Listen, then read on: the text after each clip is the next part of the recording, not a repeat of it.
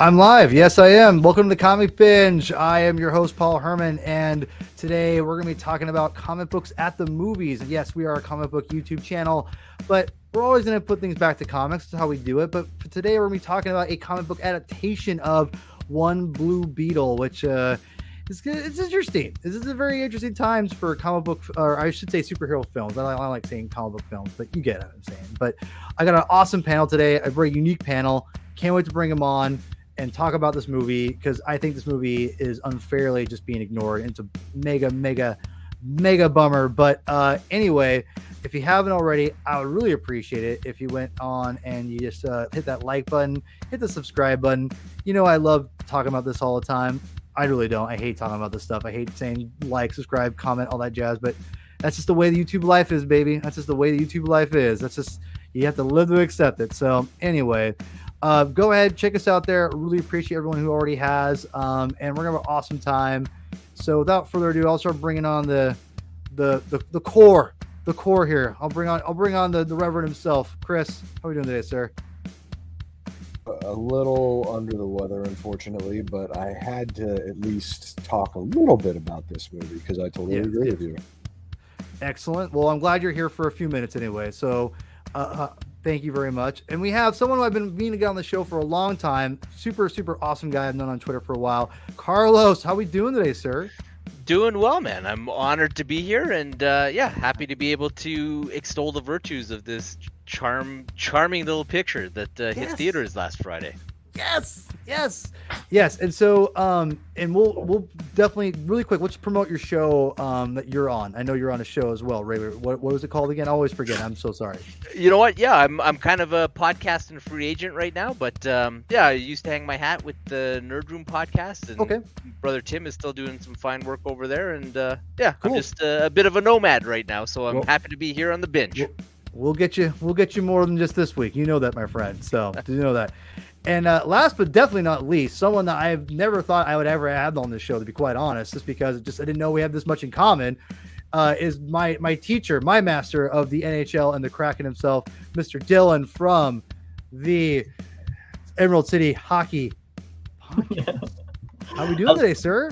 I'm doing great. I'm really happy to be on here. Thanks for having me, and I'm ecstatic to talk about one of my favorite comic book characters of all time having a movie. Like I never thought I'd see this, right? This is fantastic. Okay, full disclosure, people. We and Dylan had talked for the last month or so, here or there. I invited him on the show. He gladly wanted to come on. I don't remember you saying, and maybe I missed it because I'm an idiot. I did not know this was one of your favorite characters. Yeah, this whole run. I mean, this is my very, very well worn out copy. I've got the whole run in the trade paperbacks. Yeah. Oh, wow. Well, next week will be really interesting. Next week's the one where we're going to be diving through all that. Yes. So, which I'm really excited to have you on for that, because I'm almost done with that one myself. Well, the first 12, if whatever. Well, you got to say. But no. So the Blue Beetle, I'm very curious. Everyone has a unique perspective here. Obviously we'll let Chris go first because he's under the weather. But I'm very curious because I know, Carlos, you're a DC guy. Dylan, I think you just told me he's your favorite character, so I'm curious where that is, and as far as DC goes, which I'll ask in a minute. But I know Chris's opinion. We saw the movie together because Chris is one of my best friends, and we see everything together now. So we'll just kind of get started here, Chris, and kind of throw it to you first. What's your take on the Blue Beetle, and how are you feeling about this movie and everything? How we're doing? Well, we just did a binge for Infinite Crisis, which was the event that introduced Jaime to the DC universe. And I know that among our panelists, his introduction didn't present as much of a splash as maybe it could have, since he was more of a supporting player in that initial story. But the value that Jaime brings to the DC universe is really immense. Not only is he a new legacy character who I think had even more importance in the period right after Ted Kord's death, but he has such a countenance that is totally in line with every great hero of the DC universe, even if he kind of has to make it up as he goes along. But as most people are probably aware, going to a DC Comics based film over the last several years has been a little bit of a fraught experience. You know, you've had certain people who absolutely love and adore everything that has come out, who have only really liked very specific kinds of stories being told with these characters in the cinematic medium, and then you have people who just hate everything. There hasn't really been an abundance of unity, I guess, among DC. And maybe there never was. Maybe just social media has amplified things, and you know, it's making things seem like there was more unity in the past when there never has been. I don't know. But speaking personally, you know, I'm on the record on this show and elsewhere for being okay with Man of Steel, really not digging BVS, actually enjoying Justice League, loved Wonder Woman, loved the Suicide Squad, loved Birds of Prey, but like the core characters, even in the movies that I really liked, something seemed off. Like there's never been, like, as much as I like Birds of Prey, for instance, I don't like it necessarily because of its DC Comics lineage. Oh, that's I see. part of it, but I do think it's a good movie on its own right, or in its own right, I should say. But it's not necessarily like what I think of when I think of the Birds of Prey. And that's also true to a lesser degree of a movie like Wonder Woman. It's lesser to a far lesser degree of something like the Suicide Squad or the Peacemaker show. You know, they have their own identities, but where's like the DC identity? It's not as much of a critique necessarily, but it is something that's been in my mind. Is just like, I would like a DC Comics movie to feel like a DC comic.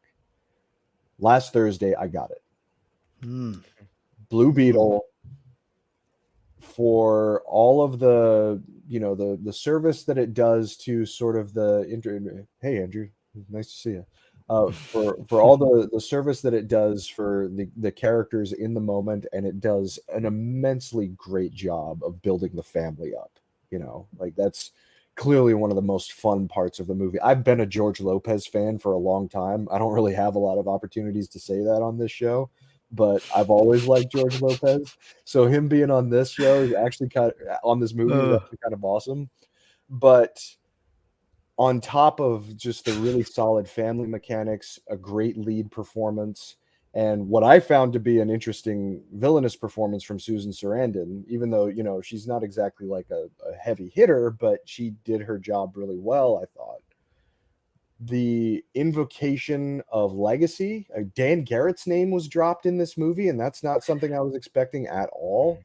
The service given to sort of the lineage that Ted Kord had established, the invocation of elements of things that we saw in Infinite Crisis. Since we're still early going, I don't know how spoilery we want to get here. We're going spoiler. Let's go for it. Okay. Let's go for it.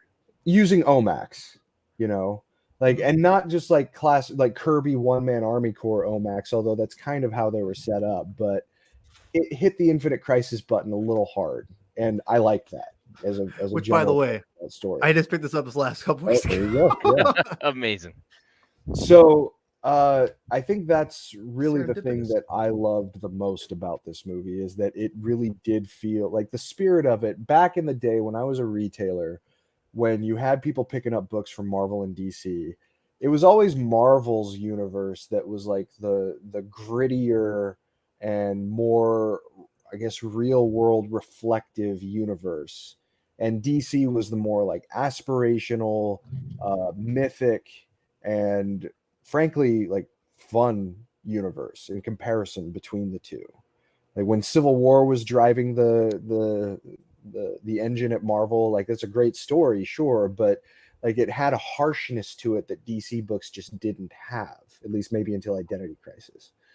So having a movie that pushes the button of the fun with the interconnectedness, with the legacy, like you combine all of those things, that's what makes it DC Comics, and that's what makes it a quintessential DC Comics movie. So if you're a DC fan, I can't recommend this movie enough. Don't sleep on it like a lot of people are, unfortunately. It deserves a lot more love than it's getting. So I love this movie. Yeah. So before I give to everybody else, do you want to leave now, Chris? Or Yeah, I probably should. Even saying that, I'm just like, ugh. So I'm sorry to bug out, but thank you for letting me. No pun intended. Or no, make it intended. That's more fun. Oh, okay, okay. Yeah, We're that cheesy, okay? But anyway, I'm looking. I will watch. I'm looking forward to seeing what Carlos, Dylan, and of course you, Paul, have to say. Thank you very much. I appreciate it, and hopefully we'll get together again soon. But thank you, appreciate it. Well, next week, Chris. So remember, I gave you some homework. Remember? I know. Homework next week. I got it. Don't be sleeping on me now. I'm gonna sleep right now, but I'm not. Go to sleep now. Go to sleep now. I love you. We'll talk soon. With this on it. Yeah. But thank you guys. Take care. Looking forward to it. Take care, buddy. Love you, Chris. Bye bye. Chris is amazing. So I love this guy. So I'll throw it to you first here, Carlos. Because me and you were kind of championing this on Twitter a lot. It felt like because you were definitely on the same page. I thought about supporting this movie because I love the trailers and I thought like this movie had an importance for it. I thought a little bit, just kind of like Black Panther, but it wasn't like overemphasized enough. Maybe, I don't know, but either way, I definitely felt there was an importance with this, and I definitely liked what I saw from the trailers and everything. But it felt people were already like wanting it to fail, and that was a major bummer. But I'm curious that with all you were kind of a supporter like me going into it, what was your thoughts? Your feelings going into it, and then what were they leaving? Yeah, and you know what? It couldn't be said any better than Chris did about how much of a celebration of DC it was, and how wonderful it was that it hit all those benchmarks as far as what made the comic so great, and the layers to the lore that they built into the character that Jaime is now. But for me, as far as the Mexican American community aspects of it, I thought that that's where this movie absolutely shone, and I was really encouraged when I heard about different groups within the community that were doing things as far as like buying tickets and trying to get like underprivileged groups to be able to see the film, because that is where this movie absolutely shone for me. And people have leveled all these unfair criticisms at it for, it's nothing that we haven't seen before. And like, yeah, sure, some of the superhero-y things, it's like, yeah, a few of the conceits are a bit Iron Man, and of course we had a taste of this with what they did with Spider-Man, and maybe Ant-Man with the legacy aspects of it. But we have never ever had a superhero movie where the superheroes family unit, outside of them being Mexican American, were a core part of the hero's journey from minute one until the conclusion of the movie. Those types of characters, you see them for a little bit at the beginning, and then the hero gets his powers or goes to complete his quest, and you never see them again until you get a pep talk at the very end. And this was absolutely not that. This was something where time and time again in this film, you got to see the strength of the family. It wasn't some kind of rote thing that they built in. Like any other superhero movie, he has that moment with the Scarab, with Kajade and his dad, when he's got to pull it together to fight through, and that's the only time you get to see the influence of the family. This was not that. This was every single time there was a challenge, every single time there was a job to be done, this family came together. And in fact, if not for the family taking the actions that they did in the face of extreme loss, Jaime doesn't win the day, right? So I love that we had that from beginning to end, and there's no other movie. Like even the Tom Holland Spider-Man movies, Aunt May doesn't become involved in how he goes about his superheroics until like the beginning of Far From Home kind of thing. So I thought it was really special in that, and that with that family dynamic, they absolutely celebrated all the things that make Mexican Americans families special, right? They integrated a bit of the religious aspects and how that promotes their value system and the things that are important in life. They promoted the the virtues of hard work and of family and of, being grateful for the blessings that you have in front of you. And those were the things that informed Jaime. And I love that this kid, like, I've kind of heard a few criticisms that he was unremarkable, but I think he was absolutely remarkable in That's that he was crazy. such a good person in the face of all the adversity that his family clearly faced. Like, by the time they sit down and finish that first kind of lunch, Mm-hmm. you knew that this was a person of very, very strong moral fiber that would always do the right thing despite the negative consequences that he clearly saw happening. And Mm-hmm. yeah, I just loved how they built the movie around the heart of his family, and that heart being what informs Jaime. Yeah. So yeah, for me it was a pretty special film, I thought, and it breaks my heart that folks won't give it the time of day to have that experience and pull that out of the film, because Yeah. no trailer can give that to you. No, and that's a great point. Before I throw it to you, Dylan, just really quick, I just want to add that is the biggest detriment, I think, to this movie is that people look at it on the surface level and say, "Oh, it's an Iron Man meets Spider-Man," which it is to an extent. Hmm. And they take that and they go, "I don't need to see it." And yes, it follows the superhero tropes, if you will. I mean, like whatever. It's meant for families of all ages, right? So it's not going to be. You can't go super weird or with it, It just can't at this point. But the thing about it is the family aspect is so unique and interesting. It baffles me. People are not talking more about it and giving it more of a chance. So, and Dylan, I'm going to throw it to you now. You love this character, and Yeah. I've just read the first 6 issues. Again, we'll talk more next week about those comics particularly, but I would say just from I haven't gotten that far. I'm only on the first 6 issues or past the first 6 issues. I'm on the next trade, volume 2 of the original ones. And I would say as of right now, the family aspect is so much stronger in the movie than compared to the comic book. And it's different, different things, Yeah. whatever. But I would say I was surprised of how different it was initially, even for someone like me who had just read it for the first time or reread it for the first time. It's been a while and I read it and forgot everything about it. How different it was, but I love this different take on the character. So I'm curious, you love the character. So what was the differences? And yeah, tell me what your thoughts are overall.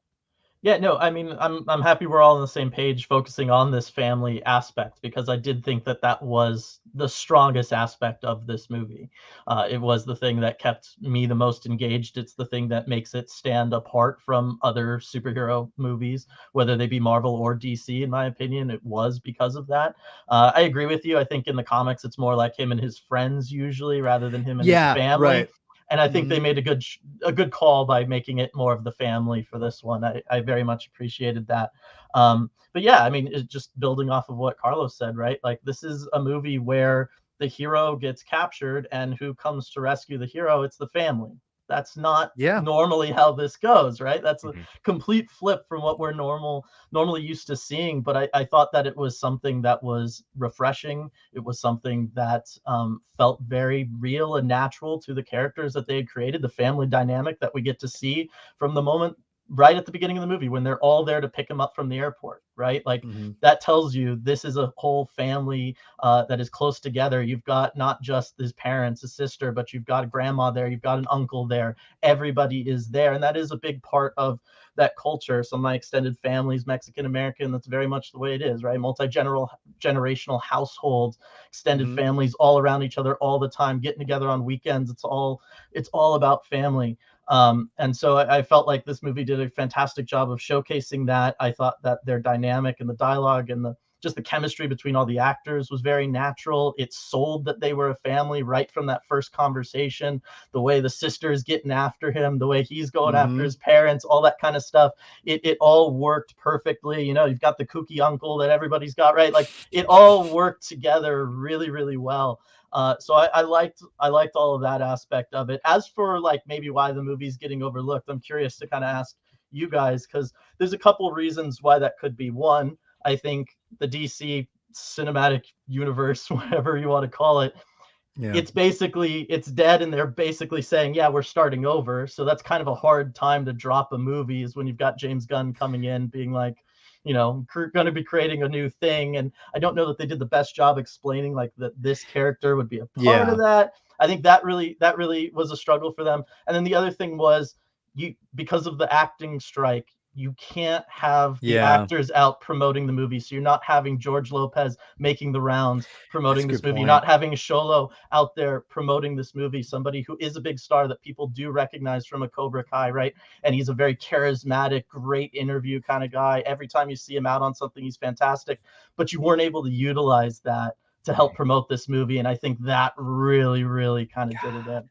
Damn, Dylan, I think I was telling Chris, I wish Chris was here to say, yeah, Paul's an idiot, but like, seriously, hear me out. Like, I was telling him, like, this is like actors promoting stuff like this, it's overrated. Like, no one needs that. And if you just brought up one instance where I'm like, you're right, it's George Lopez. Because that's probably the most, besides the guy from, I'm terrible with names, Jaime's the guy from Cobra Kai. He's probably the next well-known after Susan Sarandon, or, even Susan Sarandon, like if you had Susan Sarandon, George Lopez, all those people, those are familiar people that could go on the talk show circuit. It just, oh my God, I'm an idiot. Like, right. Like that would totally would have helped. It maybe not have put it over the top, but it definitely would have helped get people, maybe get some traction, like you're saying. So that's a really good point, because George Lopez alone could have brought, that's a good point. To certainly people of a certain age within that community, that's a big deal, right? Having George Lopez around. And then for someone like a Sholo, you get him on social media talking about it, and then that brings in the younger audience. And again, you weren't able to do that, and it's a tough spot. Yeah. Carlos, you wanted to say something? Well, yeah, I was just gonna say, like, those younger stars, like even the young lady that played Jenny Cord there.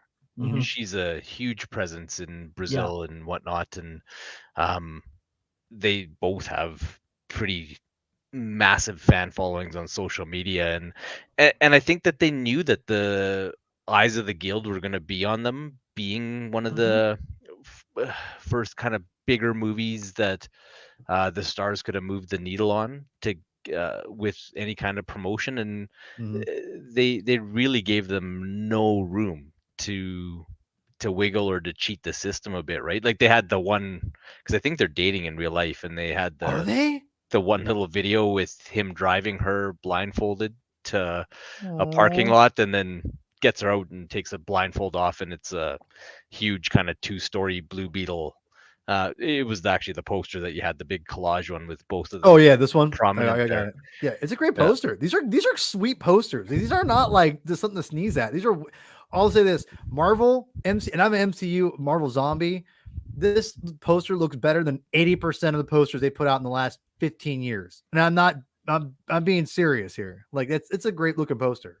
Mm-hmm. Yeah, there's just like a cool vibe and energy to like, and that suit, it looks so phenomenal in print, in motion, all the time. Like they struck gold with the decision to make that thing practical, and I think it was for budgetary reasons, but it dusts everything that they've put on the screen that's fully CG, in my opinion.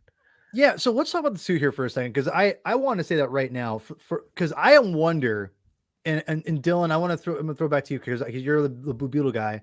Before I do that, I'm gonna set it up, because I'm not sure how familiar you are, and you too, Carlos. I'm not sure if you're familiar with like the Hulk movie from 2003, the Ang Lee artsy fartsy movie. That's terrible, just god awful. I'm sorry. I'm just gonna call it out like it is. No. That being said, what's that? That's fair. I remember I was on a date with who became my wife, and that movie just about stopped that whole thing dead in its tracks. Whoa! She's like, "What did you bring me to?" I vividly remember her turning to me, I don't know, like 3/4 of the way through the movie, and being like, "This is terrible." And I'm like, "Oh, Dr. Banner, you're letting me down." Okay, really quick. This is I diverge a little bit. Okay, speaking of taking dates to bad superhero films, I took a girl who I didn't end up marrying to League of Extraordinary Gentlemen. Ooh, shoot, that's a rough one, man. Yeah. I just wanted to say that real quick. I just thought it was funny. Anyway, I bring up the Ang Lee movie because the one thing that people forget, and maybe I'm being stupid, but I've been studying this for a while now. I say study, but you know what I'm saying. I've been following this for so long. The thing that people forget about that Hulk movie is that it was not a box office juggernaut by any means. It was a barely made. I think it barely broke even or broke a profit. Right? It wasn't much. That being said, merchandising benefited that movie just like the Turtles movie is doing now, which is, by the way, Turtles is amazing. It's like Turtles have made $1 billion on just merchandising. Mm-hmm. And the movie may not be making $1 billion, but it's generating people's interest in the brand. And the Hulk did the same thing with these stupid Hulk hands, but their Hulk was everywhere. And Hulk and kids were buying Hulk products. I'm curious, Dylan, and we'll talk about the suit kind of. Do you think that that's a possibility? Let's just say this movie just kind of moderately stays what it is, and everyone, all these people online are like, it's a bomb, blah blah blah. Do you think that the brand itself, because this suit is just chef's kiss, it's incredible. Yeah. Do you think it's the suit and the iconic? I think the iconic look of the character is enough to kind of keep the brand going because of the toys. Because I think the toys look great too, personally. But curious your take on that and your thoughts on the adaptation to like the suit from page to screen. Yeah, I mean, I thought they did a good job of kind of taking, more of the like mixed medium approaches to the suit, right? Like they took more inspiration from video games and like animated shows when he's been on, a little bit more than the comics for this design of the suit. That being said, I think it looks fantastic. I'm with you, Carlos. The going practical, it doesn't matter if it was for budgetary reasons. It looks so good on screen. It sells it. It's one of the better practical suits I think we've seen in a while, in part because we don't see them that often anymore. That's fair. But I think that it looks fantastic. I mean, look at that. It looks so real. It looks fantastic. I think that there's a chance for that to happen, but I don't think it would happen now. I think if James Gunn, the way he's kind of talked about it already, where he does kind of want to bring him back later on in his DCU and utilize the character in part because of the performance, the charismatic performance of Osholo. Like you can bring him back and stick him in anything and people are going to be drawn to the energy and the on-screen presence he has. I think that's where you might start to see things. I just don't know that enough people, certainly enough kids or teenagers or even collectors are going to see this movie to have the brand really be something right now. You know what I mean? And yeah, I see what you're saying. That's I think that's unfortunate. But it's one of those things. I just have hope for the future that you bring him back in something a little different, something that a more mainstream audience is going to see, then they're going to fall in love with this character. Because how could you not with his performance? Yeah, seriously. So really quickly, I know I don't want to get too ahead of myself, but F it. We're all over the place here. It's anarchy without Chris. Without the Reverend keeping up this line, he can't fire and brimstone us. So I'm just gonna throw it out here. Where do you think this character shows up again? Because I've said before, the most underrated thing about the MCU, and people tend to forget, and this is just my opinion as a Marvel zombie and someone who like went nuts for every Marvel MCU film ever, because I grew up a Marvel zombie. Captain America First Avenger, and I know Blue Beetle's not close to that, right? But it was not a runaway smash hit. It was a modest hit. And I've said before online, and Carlos, I think we've talked about this very thing. I think online, I've said that movie was not. If a big studio were in charge of it, not Marvel Studios, but we're talking like Warner Brothers or Universal, if they got that return, do you think they'd make another movie? No. They'd be like, nah. If they did, they'd have to really love what's coming next. Which again, I don't know. They make Winter Soldier without the Avengers, right? Or so even the Avengers, right? When you have, you had 2 big Iron Man movies, but out of the 5, you only had 2 that were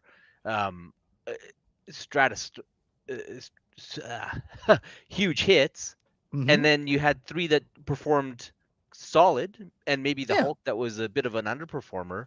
Yeah. But that they had the faith to just say, no, this is the plan. We're gonna stick the landing with putting all these characters and adding 2 more and doing this big Avengers movie. Trust us, people will go with it.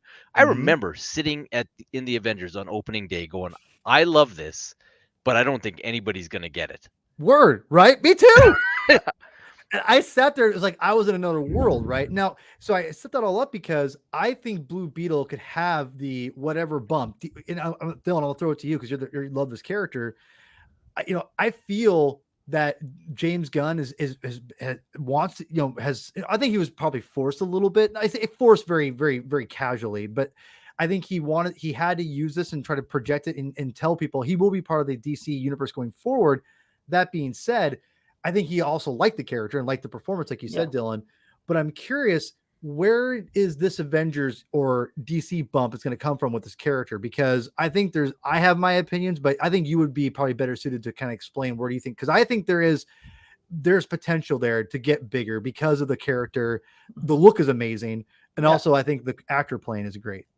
Yeah, I think there's a lot of places. I agree with you. I think in some ways, right, like you're James Gunn, you're taking over this DC thing, you have this movie coming out, you need to sell it somehow. So you'll say like, oh yeah, it'll be around. Like this is like this is like a soft start to it all kind of thing, right? Yeah, right. But I also believe James Gunn, and I don't think he's someone who would have talked about specifically him and the portrayal that they had as much if he was just being forced to. I genuinely think he enjoyed it. I'd be curious to know if he ever got into the editing room for this as well, if there was anything that they took out because it was part of the old universe or anything they wanted to set up. I think that's something that I would be very curious to know, because there was enough time for that. As far as where he could pop up next, I think because of the way they left it with the character, this could go in a lot of different directions for them. They have a lot of freedom, and I think that's partly why James Gunn is so open to having him be a part of things moving forward. Because let's say you're doing a Justice League thing, there's no reason you can't have him be a part of that, right? Yes, a lot of people will say, oh, you're just doing it for the representation, whatever kind of thing. But I think that this character would fit right in. You could have him be a part of, I know they've talked about doing kind of a True Detective style Green Lantern show. Well, guess who's got alien tech on Earth, right? Hell yeah. It's this guy. Yeah. Traditionally in the comics, Green Lanterns have kind of gone through Jaime's life at different points because of that. Right. So Dylan's bringing the heat. You could have him involved in something like that. And then ultimately what they really should do if they want to make, money and really get a whole new generation of people into all this is they should go with either a Teen Titans or Young Justice style something and have us do this, right? You're going to be bringing in, Damian Wayne with the Batman movie that they're going to be doing, right? Bring in whoever it is you want. But I think ultimately that's where he would shine the most, I think. That's always where, like, when he's brought into other comics, Blue Beetle has always shown the most, I feel like. But really, I could see any of those scenarios playing out. And I think the character would do great in all of them. And I think all of those things would be served by having him in them. Carlos, before I throw it to you, because I'm curious your thoughts, I totally agree with you. And I love the Green Lantern because when I reread it, I forgot that Guy Gardner is in the opening part. And I thought when you said that, I'm like, dude, that's a great way to incorporate maybe even like, not even like, you don't even have to put Jaime in it, but put like the alien technology to start getting people, exactly. That's a freaking genius. Dylan, you're killing it here.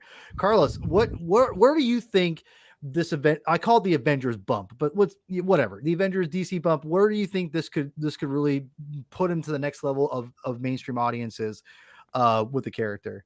Yeah, like, and just to rewind it to kind of the previous stuff that you were talking about with like people discovering the character and the action figures and the costumes and everything else, I think that we are going to see people, because like I posted on Twitter, like this movie is pretty hard to not fall in love with. Like you got to be pretty cynical to not get some joy and entertainment out of this thing, right?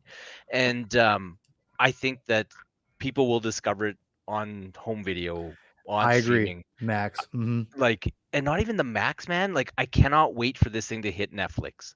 Like, you look at the numbers that those Warner Brothers TV shows off of HBO Max or off of HBO and like the DC stuff, the numbers that they do on Netflix are insane.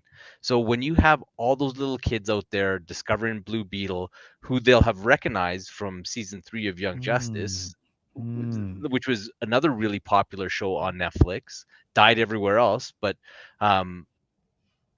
Blue Beetle and The Reach were a major part of that whole season of Young Justice, right? So I think that that'll be where you get it. I think that'll be something that they need to keep track of the numbers on. And yeah, like Dylan crushed it in that, having him as, if you're doing a series, like something with Jaime can be an episode or two, or maybe the Green Lanterns are investigating something that has to do with the Reach, and they just, seek out Jaime and talk to him, team up for a fight or something like that, and then he's got to peace out and go to school or do whatever.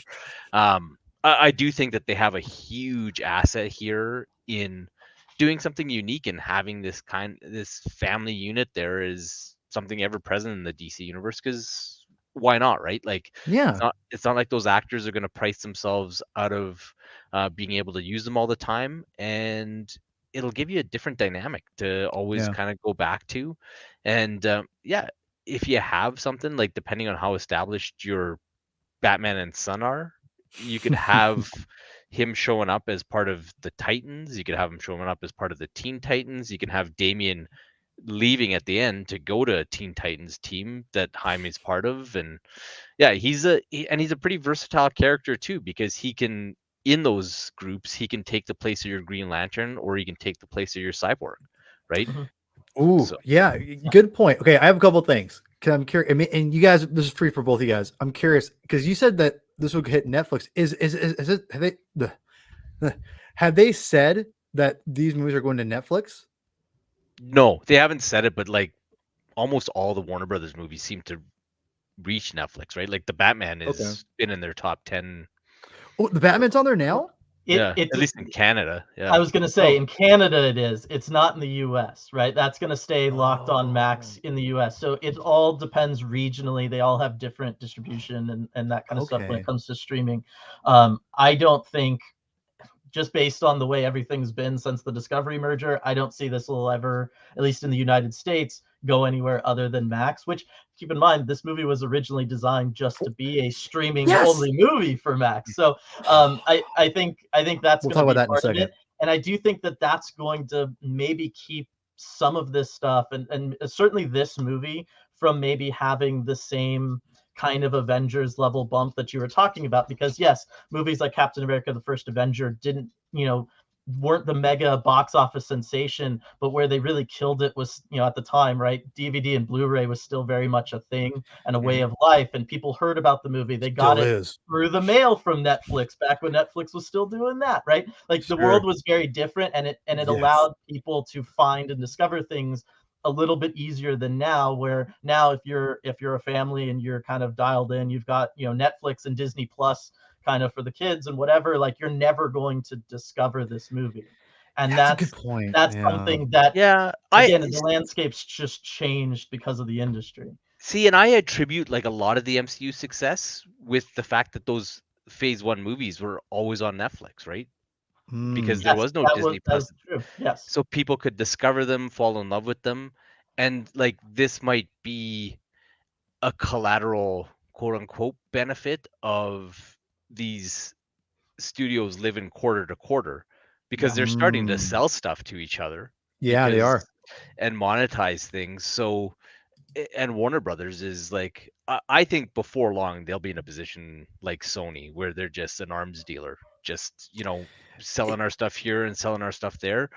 And I really hope that they're savvy to the fact that, getting these characters in front of as many eyeballs as possible is the smartest thing that could happen. Like, I'm stoked that Batman the Caped Crusader is actually going to be on Amazon Prime as opposed to being on HBO Max, because I could care less about Warner Brothers and HBO. I hear you. Yeah, but I love DC and I want that to thrive. And if that means being on Amazon because more people have it, being on Netflix because more people have it, like I hope that they're smart with this kind of stuff, right? Like, you look, they have all these things just dead in the water on HBO, but yet they've been selling them to Netflix, and Suits and Ballers and all these things that nobody watched because on Max. because it's on Max. Well, but see, I love this conversation. This is fantastic because everyone's bringing amazing points, and I just kind of had an epiphany. It's like you almost wonder, because Carlos, you brought up a great point. Like, the Netflix movies at the time, or when the Marvel MCU was coming up, it only had one destination. And look at Into the Spider-Verse, right? That movie was a moderate success. Went on Netflix, people discovered how amazing it was. I mean, didn't hurt that it won Best Animated Feature, so they had that kind of going for it. But then it kind of caught fire on that, and then you built up a whole audience through that whole thing. Well, because Netflix is the biggest streamer of all of them, right? Well, look at it from this perspective, because Thor and all them back in the day, like there was only one streamer, so people could get caught up with everything. Now there's like a zillion of them. You almost wonder, like, would they be smart to say, "Hey, we'll give you Blue Beetle at a discounted price just to get people to watch it," like just to get. Do you think, Dylan, both of you guys, what's your take on that? Do you think that's where we're headed with this? Maybe potentially. I think it's a smart move. Like, and for Netflix, it's smart too, because they could spend $200 million making some rock movie that gets lambasted by the critics, or they could pay the licensing fee to run Blue Beetle, right? And for HBO, it makes sense because it's like, well, it's not generating new subscribers. Nobody's signing up because Blue Beetle's on the service. True. So, we've kind of hit our customers who are going to watch it here. Might as well make some money by licensing it to Netflix. Like, I'd love it if they licensed it to Disney Plus, to be honest. Yeah, that ain't gonna happen. But yeah, it wouldn't happen. But no, right? Yeah, but it's good wishful thinking. Dylan, any thoughts on that? I would love for that to happen, and it's never going to happen, right? Especially because. Well, no, but especially because, right, like, let's look at everything that David Zaslav's done since the merger and since it's become HBO Max and now Max, right? I mean, his goal right now, because of the way their finances are set up, is to find as many tax breaks as possible, right? And that's why we saw, like, the Batgirl movie just disappear, and it'll never see the light of day, because they can just sink that cost. This, and especially the way the box office is trending, or what we've seen Disney Plus do with some of their shows, right? You can sink the cost of a production, even something that's been released, if you never monetize from it again. And the way to do that is to keep everything in-house. You're always going to want to have that, option on the table, especially for a movie like this that made like, $30 million its opening weekend, right? They don't know entirely what they're doing. And this is just the cutthroat Max Disney, Discovery, HBO, Warner Brothers that Zaslav has created. And I absolutely hate it. I went to film school. All my friends work in this industry. I know people who work at Warner Brothers right now, and that whole Batgirl thing was such a fiasco and so devastating for them. Wow. But it's the reality, and I think particularly for what the DC stuff is going to be, because it's under that banner, that Discovery Warner Brothers banner, that stuff's never going anywhere, because that's what they're banking on. That's what they have. And whenever they need to, they can just say, oh, we're locking it in a vault. We're not going to make money off of it anymore. And then we can, they'll defer the production costs a couple tax years, and then they can just write it all off and go and make their money. God damn, I am got really lucky to have two awesome people to have on the show right now, because like you guys are killing it. Like I'm just setting you guys up, giving you softballs, and you guys are just knocking it out of the park. I'm like, God damn, man, I'll have you guys more often. Sorry for being so cynical about it. No, it's not happy, but it's reality. That's what they've shown. That's what they've proven to do so far, and I'm not banking on them growing a moral compass anytime soon. No, you know, this is why I love to hear these different perspectives, because because I don't know anything, and Carlos, same thing. But I think we all know that seems like a smart idea if you want to build the brand. I think that's the thing that the problem is, these studios think Marvel built the brand overnight. That's not the case. No. And that's what's so weird to me, is that when Man of Steel. And I don't want to beat a dead horse here, but as someone who, I like Man of Steel a lot, I love it actually. It didn't set the world on fire. Everyone said, "What's wrong with DC?" And it's not just what people around, the pundits, but it was like they themselves like, "What's wrong with Superman? He should have made it $3 billion." It's like, guys, it's not one for one here. It's like you got to build this crap. You can't just. I know Green Lantern didn't set the world on fire either, but you gotta have faith in these characters. You gotta have faith in a vision, and just look what happened when you don't. You get very mixed results. And even though I like most of the DC stuff, to be honest, I don't dislike a lot of it. That being said, it's just sad because when you have moments like this where you've built a great brand like Blue Beetle from the comic books, and I think we talked about too, Dylan, it maybe improved a little bit upon it as well, which I want to get into before we wrap up here.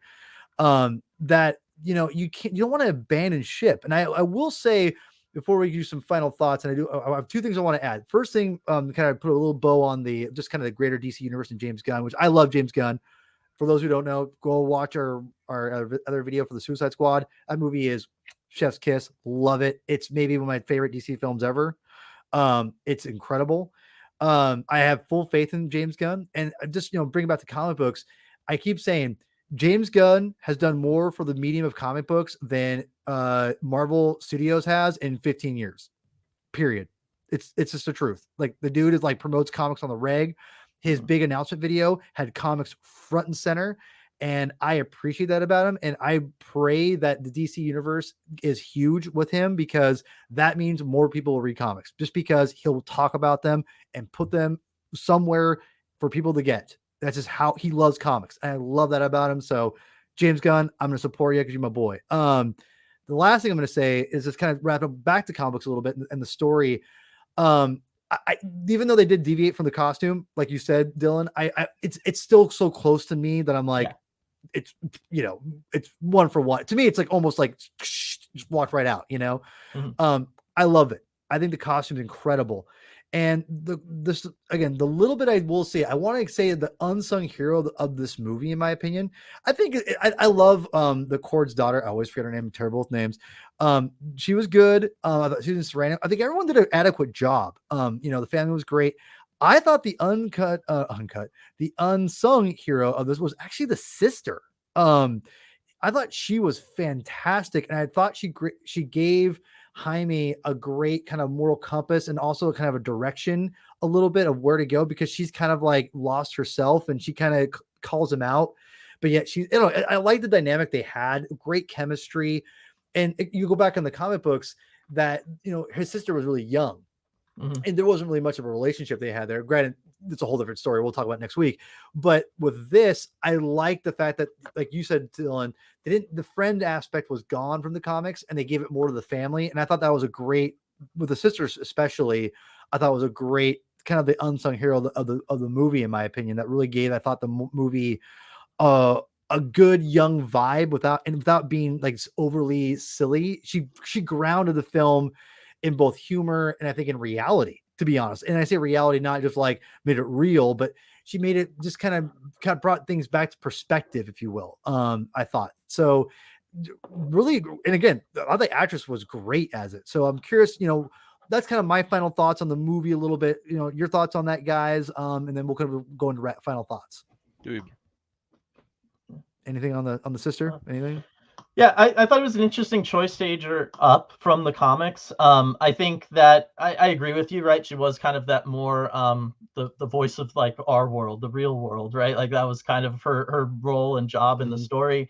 I still think that for some of the bigger emotional beats, I do wonder if she had been younger, if that maybe would have made some of them hit harder, right? You look at the raid on their house, and she's ripped away from the mother's arms, right? If that's a 7-year-old child, that hits really different. That hits really close to home for a large portion of this audience, right? And that's something. Or when she's out there on the sidewalk as their dad dies, and she's helpless, right? If that's a 7-year-old's, crying and I thought, by the way, I thought that whole sequence was really, really good. Yeah. Because it wasn't the traditional, oh my gosh, the father has a heart attack.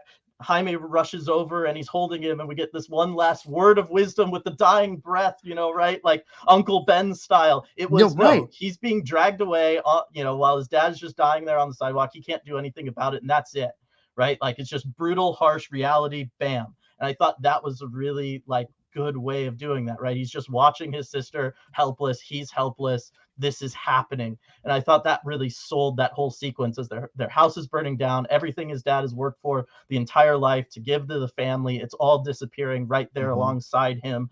And Jaime is just completely powerless to do anything about it. And it was like, wow, that's a level of emotional like depth that we don't normally get in these movies. Usually they make those moments a little more melodramatic, right? Like I said, the final words of wisdom as he's holding his dying father, and it's like, you know, okay, like it didn't need that, and it was refreshing not to get that. Especially because they like foreshadowed the heart attack so hard at the beginning. It was like, all right, here we go. But I thought that worked out really, really well, and I was happy with that. I think the one thing the movie could have used was a better villain. I did think that was part of the problem for this, is that there wasn't like an interesting villain. Susan Sarandon, she did an okay job. She chewed the scenery. Like, what, you know, I don't know. It wasn't the greatest performance I've seen her give. And then with the guy with the OMAC, all right, you know, he was a big, strong, tough, muscly guy to punch around with when he needed to. But like their dialogue, I thought was really the only bad dialogue in the whole movie was the stuff that they had, right? Her stuff was pretty basic, and then his stuff was just, oh, loving your family will make you weak. It's like, okay, that was cheesy. That was a little cheesy in this movie. I think I agree with most of what you said. The only thing I'm gonna not even push back, but I'm just gonna add that I think I did like the twist at the end where it's like, because you don't really know the significance of his family life, and seeing that was actually pretty. Again, it was great. There were great. There were some things they twisted here, and that I thought that was the one aspect of the bad guys, the only aspect that I really liked, because you're right, it's formulaic at that point between Sarandon and him, but that aspect I really appreciated. I thought I'm like, man, this is actually different. So yeah, I'll give some credit on that, but I think for the most part throughout the rest of the film, you're right. It's formulaic at that point. No, what they were going with, the whole like kind of her taking him in as a kid, and you know what was going on in Central America at that time. Like I like them alluding to, you know, all the social commentary stuff, but her taking him in and then being able to totally twist that narrative over time, right? Basically brainwash him into being what she wants and needs him to be. I thought that was done really well, and it just made me wish, like, once that kind of came full circle, that some of the breadcrumbs for that along the way were a little bit better. That's fair. The last thing that I'll say, though, to leave it on a high note, because this was something I really wasn't expecting from this movie, was the body horror elements, especially during his transformation.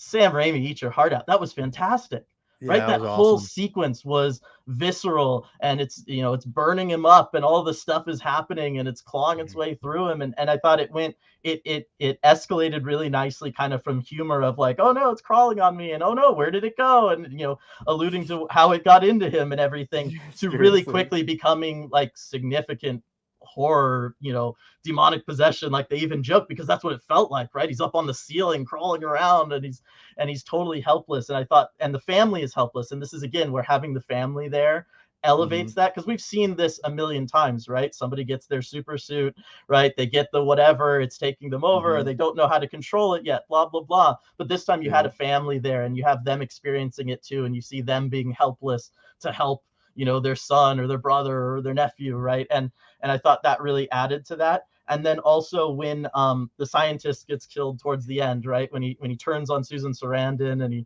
and he helps Jaime out of the room, just, you know, you see it coming that he's going to get wasted, but the fact that it happens and there's that splurt of blood on the window, and it was just done fast and brutal, and I'm like, okay, that's not normal for, you know, kind of like a teenage superhero movie vibe, you know what I mean? But it sold that moment so well, and I was really, really kind of happy to see something that visceral and that, like, you know, brutal in something like this, because we don't normally get it.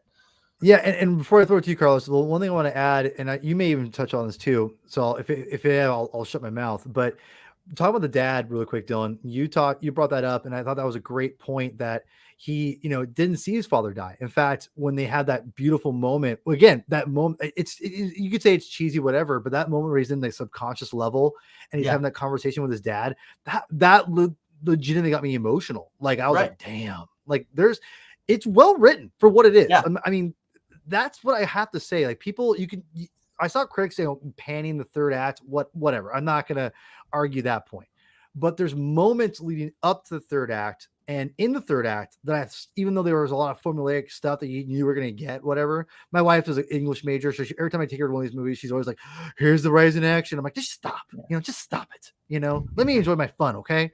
But there's that moment with his father. I thought was really well written and well acted and well done. And I love that aspect. And like those are the things about this movie. And like what we talked about the bad guy. Those are the things that people aren't going to be, let's be real, aren't going to talk about right now. They're just going to talk about this movie's a bomb, blah, blah, blah. But when the movie comes out on video or whatever, and they go, "Oh, I watched the movie. It's actually pretty cool. And these moments are actually pretty special." Like, yeah, that's to me what's going to happen with Blue Beetle. Maybe I'm wrong, but that's me. Okay, Carlos, any thoughts on that, and anything your final thoughts? Yeah, no, like Dylan said a ton of it really well. I think there was that moment where Jaime is dying and he kind of recognizes that he's dying and he sees his dad there, dude. and he's like, "Why are you here? You're not supposed to be here, right?" And any other movie, that family, it would have been Nana that dies, right? But then I thought it was so amazing how the father passes away. The family goes through this crucible that's very reflective of things that happen in the real world. Yeah. At the south end of your country. And they had the gumption to have that play out in this film. And then you have this family galvanize themselves in order to go save Jaime. And then you have that beautiful moment where at the end of it, because I remember thinking once or twice, it's like, they had this huge loss and they haven't acknowledged it yet. But it wasn't until they rescued Jaime, and then Nana turns and she's just like, "Okay, now we can cry." And it was just it was so profound how they played that whole sequence of events out. So yeah, for me, you know what, the good far outweighs the bad with this movie. I think honestly the places that it kind of lost some traction was some of the legacy stuff that we as comic book fans appreciated. But if you maybe take Veronica Cord out of the Cord family and have her as an industrialist type character who maybe has a grudge against Mexican American people or against immigrants, and like I think you need Jenny That'd be there dark. That'd be super dark. But at the same time, like it's you can kind though. of get to the same place, and then if you take that angle and you maybe have a bit of Carpax's story play out earlier, or at least hint at it earlier in their relationship, it probably elevates both those characters a bit. But I thought the reveal at the end redeemed so much of I agree. his character arc for me, because I was like, this OMAC thing, and I really struggled with the fact that they made him Latino, and I was like, I don't like that they've done this until you saw why at the end. And I also loved that was the thing that tied Jaime and Kaja together, was that she came around to his way of thinking, and that life is precious and you need to appreciate the lived-in experiences of the people you faced. And that is something that you taught me. So you, Jaime Reyes, being a good person, taught me the super weapon and I'm not going to let you lose that. Like, it's pretty amazing stuff. And I think it's a pretty special movie that will play well for families. That kids aren't dumb, and kids appreciate things that challenge them a bit, that teach them things without being hit over the head, and those things become compelling to them. Let's face it, like, none of us will be Bruce Wayne rich. So speak for yourself, Carlos. I'm on my way. Yeah. A lot more people will be able to commiserate and feel their life experiences reflective of Jaime's, and I think that's where this film will get its audience, which is I don't know, if I was James Gunn, I'd be dropping off boxes of DVDs and leaving them on street corners for families to take into their houses. Just get it in front of eyeballs. People will like this movie. I think that we alluded to that earlier, right? With the whole Netflix thing. I think that's the thing about it, is that people like, and I don't want to end on a negative note here, but I follow all these different subscriptions for YouTube, and I know this one, and I don't want to name it by my name just for many different reasons, but I'll just, I like this channel for the most part, but the whole time they're just like, even before the movie came out, like Carlos, we've talked about it, like just the box office bomb is projected to be the lowest thing ever, and like it's almost like even if it's true, they're benefiting and profiting off of this, like of making it look worse than maybe it really is, or or what, what I'm saying, like it's weird that, and because they're profiting off of it, they're like, oh, let's keep pushing it. It adds even more like oomph to, like, you know what I'm saying? Yeah. Like you're adding on top of the problem, like it's insult to injury essentially, right? Yeah. And it feels like it became way overblown already. So by the time it comes out, people are already like, meh. And that's what so sucks about it, because I feel that if this had maybe we had more of a buzz, like what Dylan said, like we had George Lopez, Susan Sarandon, and again, the guy I'm really bad at pronouncing people's names. So Jaime's, Jaime going out there and promoting this movie, maybe that might generate more or less negativity or towards it. But it felt like there's so many people not only wanted to fail because of like their weird allegiance, which I don't want to get into, but we're talking about just people who are profiting off it online, who are saying, oh yeah, this is really bad. Here's attention on me. That's what it felt so weird about. I was like, man, like, you haven't even seen this movie. Why don't we like judge it for what it is instead of like what it's projecting? You know what I mean? It felt like that's what we were focusing on. Yeah. And that to me was a bummer, because like you said, we need to get this movie in front of so many different people, because I think if you do, they're going to be like, oh yeah, this is really good. It's like Solo. Everyone like wants to hate on Solo. That movie came out and no one wanted to see it. It seemed like I loved it. And then people afterwards, ironically, Carlos, when it went on Netflix, is when people started saying, this Solo movie was actually not bad. It's like, yeah, because you should have not listened to people. Just go watch it for yourself. It's a big, it's so frustrating. So anyway, I talked too much about it. If you watch this far and you're like, you haven't seen it yet, I don't know what the hell you're doing, but we spoiled a bunch for you. But either way, it's a great movie. I think it is. If my life was not as complicated as it was, I'd probably be seeing it again. Honestly, I really liked it a lot, and I think it's worth checking out. I think Blue Beetle is a character that we should see again. The last thing I'm going to add before I throw to you guys final thoughts and we'll get out of here is James Gunn. I want to say he put a map out recently. Like he did something. I haven't seen it yet, but I've seen people talk about it, and you guys have. Just call me out. You people on in the chat too. Let me know. But I want to say that in his little like map, whatever he's creating, the Teen Titans exist, if I'm not mistaken. Like there's like the towers there. Am I wrong on this? Anyone want to comment about that? Anybody? I haven't seen it. I just took a glimpse at it. I saw it reposted from a few toxic sources, so I didn't want to experience it with their commentary. Yeah. I just went to Ahsoka instead. So that's fair. That's a good call. I want to say, I think someone mentioned that you see the Teen Titans Tower. I'm not a big Titans guy, so I don't know what that means, but it sounds like they might have already, because we already know in Superman Legacy, there's heroes exist, right? So it's not like it's, so I'm curious if they do exist, and because I think, them canceling Teen Titans is, this quickly is telling, because I do think I think that's a legitimate brand because of the Teen Titans Go cartoons. And if you can marry Young Justice, like you said, Dylan, and obviously Blue Beetles and Young Justice cartoons. I'm not sure if he's in the original comics or not, which I don't know. He wasn't, obviously, because I think it was before his time. Either way, I think that's where he can come back. But anyway, Carlos, I'll throw it to you. Give me your final thoughts as we're heading out of here. And where can people find you on your social media platforms, etc.? You know what? You can just find me Canadian Cape Crusader on pretty much anything. Twitter's the one that I use most. You mean X? Yeah.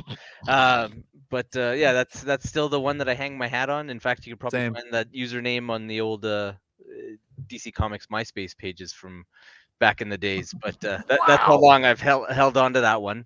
That's OG level, homie. That's OG level.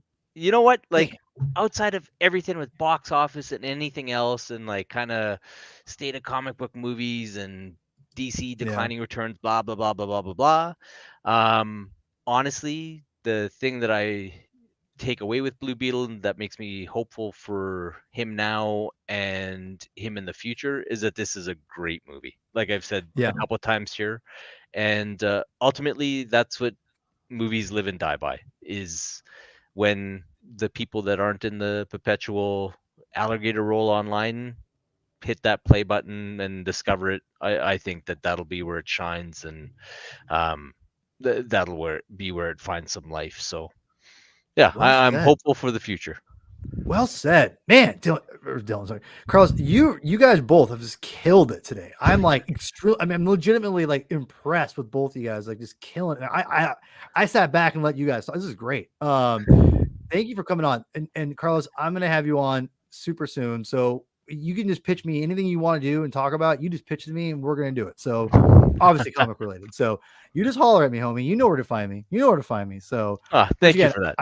I wish I would have got you on sooner because we've been talking on Twitter for a while now, and I just really appreciate you on there. You're awesome. So I'll see you on Twitter or X, whatever the hell it's called. So thanks so much, and thanks for having me, man. It's honestly an honor. You do great work in the space, and try. Yeah, it means a lot. Happy. Dylan, Dylan, you really have, honestly, I'm super happy. You are on a legitimate, like, successful podcast, and you totally listened to me and let me, hear me out. And I really appreciate that. You've been seriously, people don't know how legitimate Dylan is a great, like, dude. Like, I'm like really impressed, super humble.